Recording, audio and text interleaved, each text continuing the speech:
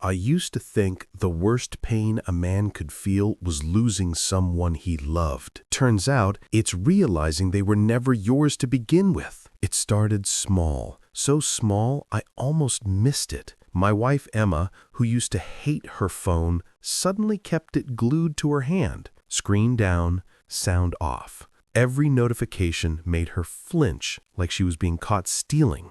She changed her perfume.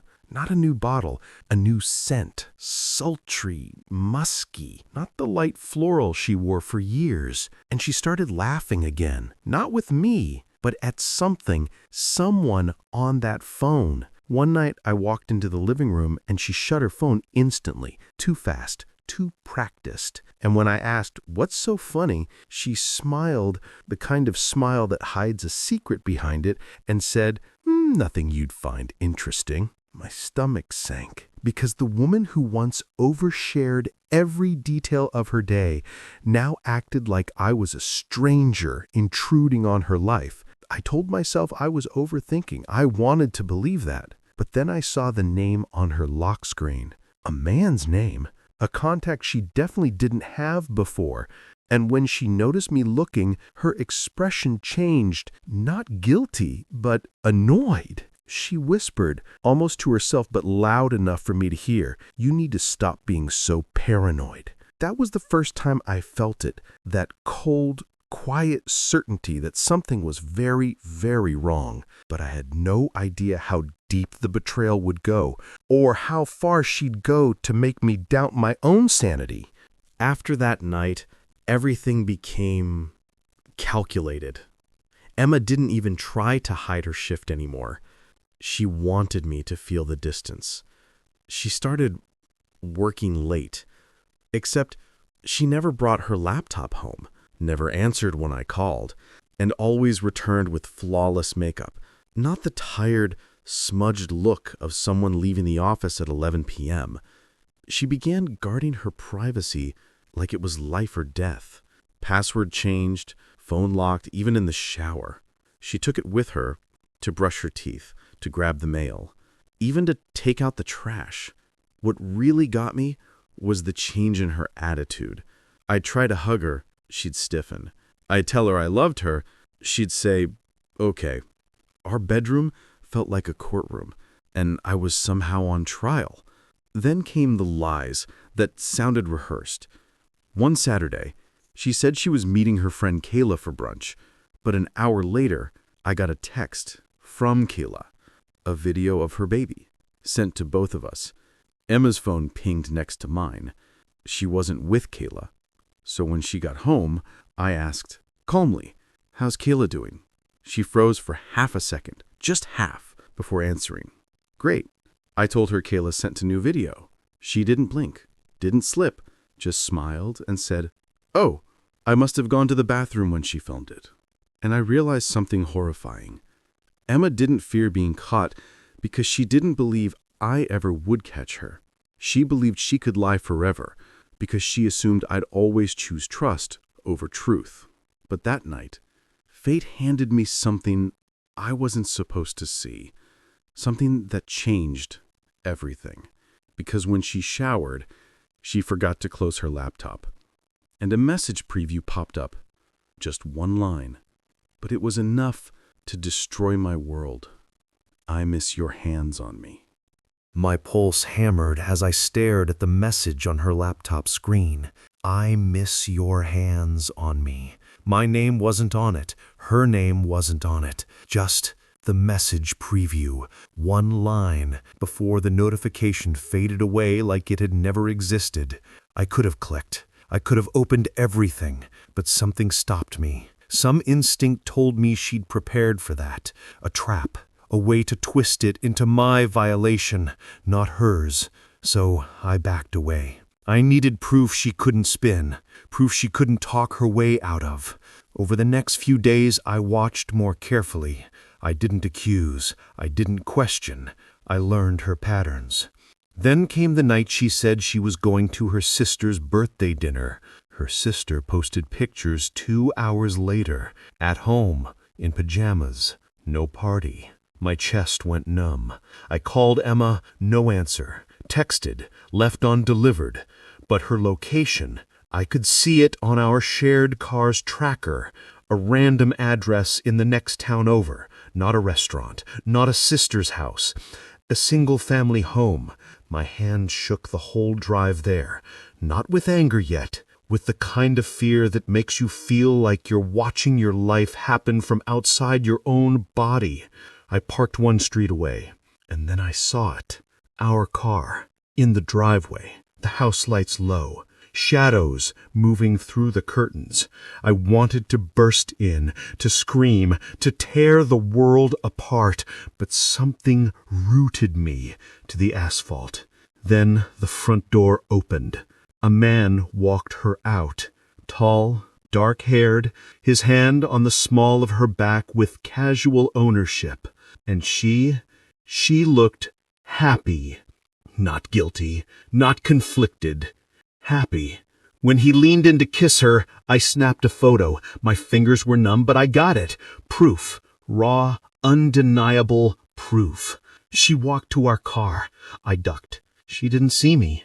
She drove away to come home, to crawl into the same bed as me. And the entire drive back, I rehearsed what I'd say, but I wasn't prepared for the war waiting for me when she walked through the door. When Emma walked through the door, she didn't look guilty. She didn't look nervous. She looked bored, like she had just finished running an errand. "Hey," she said casually, tossing her keys into the bowl. No kiss, no eye contact, not even curiosity about where I had been. I decided to start simple. "How was your sister's birthday?" She didn't hesitate. "Good. We went to that Italian place she loves." I stared at her, studying every twitch in her face. She didn't flinch, not even once. She had rehearsed this lie. I pulled out my phone. Not the picture, just the phone. And she froze. Only for a fraction of a second, but it was enough. She thought I was about to show her the evidence. Fear flashed in her eyes. Then instantly, she transformed it into anger. "Are you seriously checking up on me again?" I hadn't said a word, but she went on the attack like a switch flipped. "You're obsessed with the idea that I'm cheating. It's not normal, it's not healthy, and honestly, it's pathetic." I tried to stay calm. "I just want honesty." She laughed. Not a nervous laugh, a cruel one. "So now I'm a liar too, because you're insecure?" Every time I opened my mouth, she cut me off. "You're suffocating me. You're paranoid. You're imagining things. This is why I don't want to be around you anymore. You twist everything." Then she turned away, like she was done with the conversation, like she was the victim. I stood there in the kitchen, my heart ripping apart, while she walked upstairs and shut the bedroom door in my face. And the sickest part, for a moment, she almost convinced me. I almost believed her. I almost deleted the photo. But then her phone lit up on the counter, and I saw it. The same man's name and a new message preview. "Did he believe you? I miss you already." The gaslighting wasn't accidental. It was a strategy. She wasn't trying to hide the affair. She was trying to make me doubt my reality. And at that moment, something inside me changed. I wasn't just going to react. I was going to expose everything because I had proof. And tomorrow, I would make sure she saw it. I didn't sleep that night. Not because of the pain, but because of the clarity. For the first time in months, I knew exactly what was happening and exactly what I needed to do.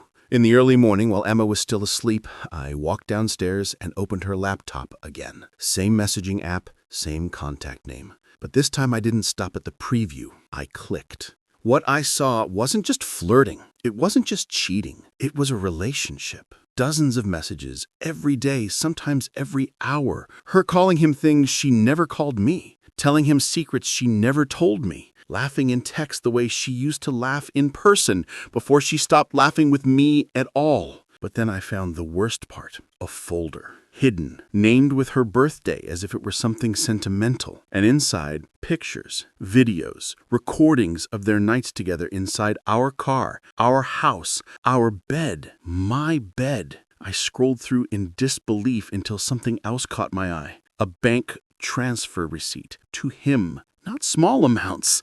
Thousands. Repeatedly. She wasn't just cheating. She was paying him. But why? Blackmail? Or something darker?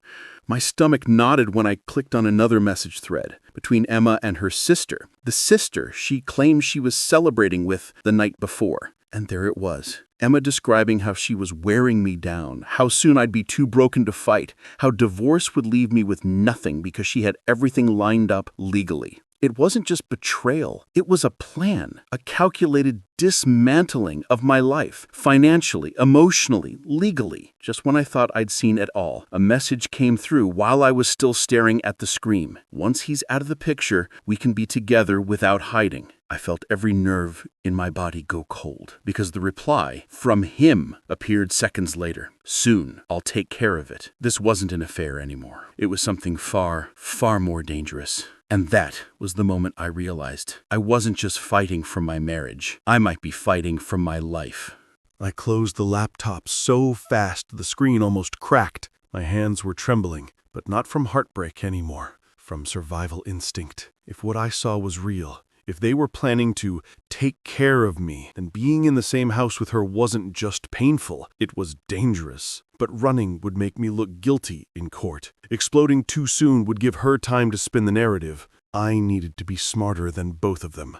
So when she came downstairs, hair perfect, tone cheerful like the night before never happened, I played along. "Morning," I said, calm, polite, normal. She barely looked at me. "Morning." She grabbed her coffee. She was about to walk away when I spoke again, softly. "We should talk tonight. I miss you." She froze in place, not touched, startled. Because kindness wasn't expected. Kindness meant uncertainty. And uncertainty meant she didn't know whether her plan was working. She forced a smile. "Sure, we'll talk tonight." A lie, because she immediately texted someone while I stood right there, and her phone lit up with the reply before she could hide it. "He suspects something. Want me at 8?" I memorized the time. 8 tonight. He'd be here. So I waited, and every minute felt like hours. She acted normal all day, except for the way she kept checking the clock, waiting for him. At 7:57, the doorbell rang. She didn't even pretend to be surprised. She rushed to the mirror, fixed her lipstick, and whispered to herself, "This is it."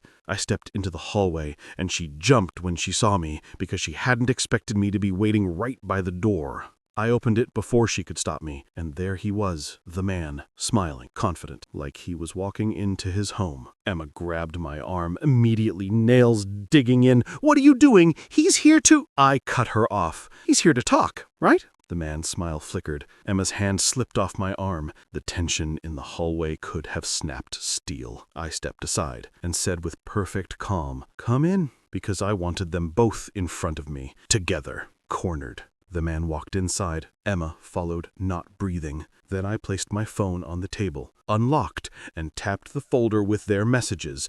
Every photo, every transfer, every plan, every word. They both saw it. Their faces drained of color. Neither spoke, neither breathed. The silence was absolute. Then I whispered, "Now, which one of you wants to explain first?" And that's when Emma snapped, not into shame, but into something feral. She grabbed the man's arm and screamed at me, "Everything you think you know is a lie!" And before I could react, she said something that changed everything, something neither of them meant to reveal so soon. "He was supposed to do it next week!" The man's eyes went wide, my blood ran cold, and the confrontation became something much darker than I was prepared for. Her words echoed through the living room like a gunshot. She was supposed to do it next week. She realized what she'd just revealed only after it left her mouth. The moment hung in the air, heavy, irreversible. The man's jaw clenched. Her eyes widened. My world crystallized. There was no more pretending, no more doubt. They weren't just planning to ruin me. They were planning to remove me. Before either of them could take a step, I tapped my phone. The screen lit up, not with the evidence, but with a recording app. I'd been recording since the moment he walked in. The man swore under his breath. Emma lunged for the phone, but I stepped back and held up my other hand. "You touch me once," I said quietly, "and this goes straight to the police, and to both your families, and to my lawyer. That shut them both down instantly. Fear replaced fury in their eyes. Then the man tried to salvage control. "Let's talk this out." But I laughed. A short, broken laugh that didn't even feel like it came from me. "Talk? You wanted to kill me." Emma dropped the act entirely. Her face went cold, emotionless, like I was an inconvenience. That was the moment the pain stopped, replaced by something stronger. Resolve. I stepped aside from the doorway. "You both leave right now. You don't speak to me. You don't come near this house. My attorney will contact you." The man looked ready to fight until I showed the screen one more time. The recording was still running. He backed down. Emma didn't speak to me, didn't apologize, didn't cry. She smirked, like she still thought she'd win eventually. Then she left with him, just walked out of our life like it was nothing. I locked the door behind them and slid to the floor. And there, in the silence of that house I once thought was home, I broke. Not because I lost her, but because I realized she never existed the way I imagined. And for the first time, I confronted the question I had avoided through every lie, every red flag, every sleepless night. What's left of a man after the person he loved tries to destroy him? I didn't know the answer yet, but I knew one thing. I wasn't done fighting. In the days that followed, the house felt unfamiliar. Every room echoed with memories that no longer belonged to me. Her perfume still clung to the pillows. The photo albums still showed a life that looked real, but never was. My lawyer moved fast, and the evidence was airtight. The messages, the transfers, her admission, their plan. Every part of their scheme fell apart the moment it saw daylight. She tried to spin a new narrative, of course. She always did. She claimed I manipulated the audio. She claimed I misunderstood a joke. She claimed the man was just a friend. But the truth crushed every lie she tried to stand on. And in the end, the woman who once told me I was nothing walked into court with nothing. No settlement, no share of the house, no power left to weaponize. There was no satisfaction in watching her fall, no victory, no revenge high, just quiet, a stillness I hadn't felt in months. The man disappeared long before the trial. Cowards always do. People keep asking me the same question. Do you regret loving her? And the honest answer is no, because love didn't destroy me. Trust didn't destroy me. Hope didn't destroy me. She did. And the scars she carved into my life taught me something I never understood before. Love isn't blind. It's not naive. Love sees the world for what it could be, not what it is. The danger isn't loving the wrong person. It's refusing to leave them once you realize they're wrong. Healing didn't come with a miracle moment. It came slowly. In the mornings when I woke up and breathing didn't hurt anymore. In the evenings when silence didn't feel threatening. And one night, months later, I walked past a mirror. I didn't look broken. I didn't look defeated. I looked like a man who survived something meant to end him. No hatred, no unfinished business, just peace. The world didn't apologize for what happened. Life didn't explain why. But I learned the truth anyway. You don't need closure from the person who hurt you. You become it. And that, finally, was the ending I deserved.